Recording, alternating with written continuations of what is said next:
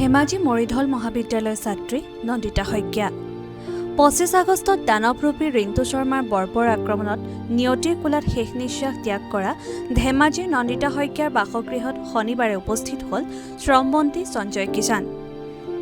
নন্দিতাৰ গৃহত উপস্থিত হৈ শ্ৰমমন্ত্ৰীগৰাকীয়ে নন্দিতাৰ পৰিয়ালক সমবেদনা জ্ঞাপন কৰাৰ লগতে নন্দিতাৰ প্ৰতিচ্ছবিত মাল্য অৰ্পণ কৰে।